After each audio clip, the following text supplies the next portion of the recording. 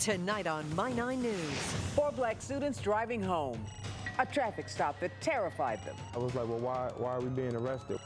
The nightmare, they say, happened for no reason. It was really shocking. Why was the driver charged with DUI after blowing 0 on 2 breathalyzers? It's part 3 of our series, Driving While Black. Still at risk? My 9 News starts right now. And our special investigative series is first tonight. All week long, we've been taking on the topic of racial profiling. And whether it's happening on the roads of New Jersey. It's a controversial subject, and our series has certainly sparked debate. Brenda Flanagan is in the control room right now with part 3. Brenda and Harry, it's a story you'll see only here on My 9 News. 4 young men who say they were blind to racial profiling, didn't even know it existed, until the traffic stop, they say, brought them into reality.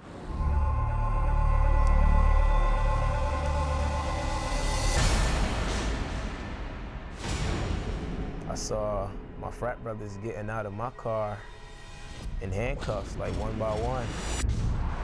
A dark September night, a deserted New Jersey highway. By the steel guardrail, 3 brown-skinned young men, all handcuffed, watch a New Jersey state trooper search their friend's vehicle for drugs.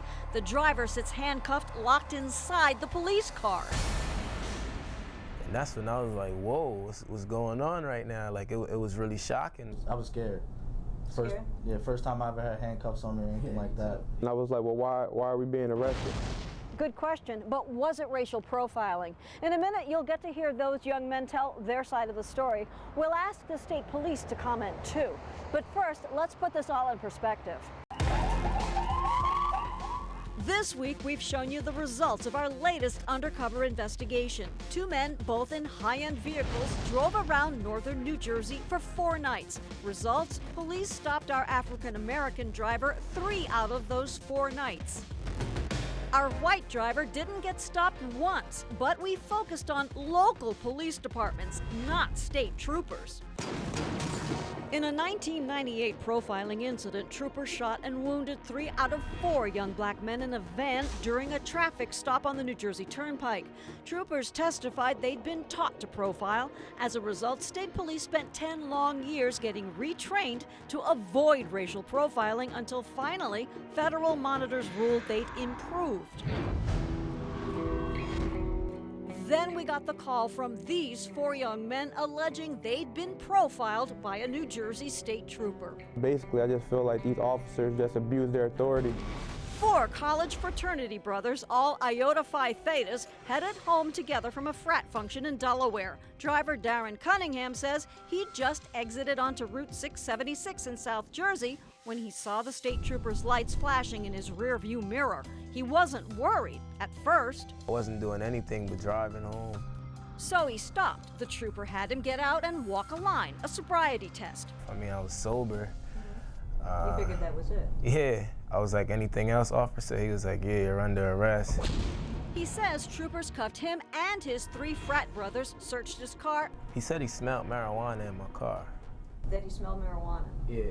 And was there any weed in the car? There was no one searched smoked the car thoroughly. It was absolutely nothing. The troopers took everyone to the Belmar station where they released Darren's friends. No summonses, no ride. Meanwhile, I was just in the back, handcuffed to a chair. Troopers kept Darren at Belmar for almost 3 hours and gave him 2 breathalyzer tests. He blew 0.0 on both. He says troopers again asked if he'd been smoking marijuana. Darren claims he told them no. He kept doing a pen, like with my eyes, and he kept saying my eyes were red, like I was under the influence of marijuana. Like that's what he basically was trying to say. The state police charged Darren with DUI and said they'd originally stopped him for failure to stay within traffic lanes. Darren says he was just exiting the highway. I never been arrested, never been handcuffed. I never had any encounters with the law until that night. Was Darren Cunningham profiled? He thinks so. I was blinded to the fact of profiling and stuff like that until that night. Like, I never really knew it existed. It's deja vu all over again. Attorney William Buckman has spent the last 20 years defending victims of racial profiling. He's taken Darren Cunningham's case. That's the harassment and retaliation people get when what is a clearly racial profiling stop has been made to try and cover up the true nature of what's been going on. Former Channel 9 News reporter Joe Collum, back in 1989, uncovered widespread racial profiling by state police on the New Jersey Turnpike. A road troopers nicknamed the Black Dragon. That's the title of Collum's recent book. Racial profiling is something I don't think is ever going to go away completely. Collum won't characterize this case one way or the other, but he calls profiling a chronic affliction on the body politic. It's going to require constant vigilance, because once you stop looking at it and monitoring it, then there are going to be those who are going to say, well, let's go back and do this again. The state police told us troopers stopped this vehicle at night for swerving and failing to maintain a lane, not knowing anything about the occupants prior to the stop. The troopers' interaction with the driver and a subsequent evaluation by a certified drug recognition expert revealed multiple factors that justified his arrest for driving under the influence not of alcohol but of drugs. Since this case is pending in court, we're unable to reveal any details prior to its conclusion. The state police also said they have video and audio recordings that prove this traffic stop and arrest were proper and professional. They say traffic stops get reviewed to make sure they follow the Attorney General's guidelines, and they remain committed to conducting constitutional, unbiased motor vehicle stops. Well, now, Brenda, we have gotten a lot of comments about this, and a lot of people have asked, how can they tell that it's an African-American driver if it's 3 o'clock in the morning? A lot of people think that you can't peg the race of someone when it's dark outside. That's not true. Often motorists go through areas that are lit up by streetlights and traffic signals. If it's a 2-lane highway, the police can pull right alongside to check out the driver, and both state and local police can park in what's called a T position. They're perpendicular to the highway with their headlights on. They can get a good look at who's driving by, Harry. Well, now, we want to know what you think about all of this. Were these young men racially profiled? You can text us at 70377. Remember to give us your name and where you're from, and we'll read some of your comments later on in our newscast. The standard text messages rates do apply. And now we're taking on the case of these 4 young men. Joining us in the conversation are criminal defense attorney Joe Tacopina and civil rights attorney Gilberto Garcia. Okay, gentlemen, you both watched Brenda's report. Was it profiling? Let's start with you, Joe. Yeah, it appears to be a clear case of profiling. I mean, these poor kids, apparently nice kids, no previous problems with the law, clearly didn't do anything wrong that night. And then when you start seeing the excuses, Brenda, when they start coming like, well, they crossed a line. Many people get pulled over for crossing lines or swerving or having a light out. They don't get handcuffed and they don't go through a battery of tests. I mean, the cops are now saying they thought that perhaps this wasn't alcohol related, but narcotics related, that he was under the influence. Yet they gave him 2 breathalyzer tests, which he got a 0.0, meaning there was no blood alcohol level at all. It's cases like this that really shatter the confidence in law enforcement, and it's unfortunate because there are so many good cops out there. Gilberto, do you agree?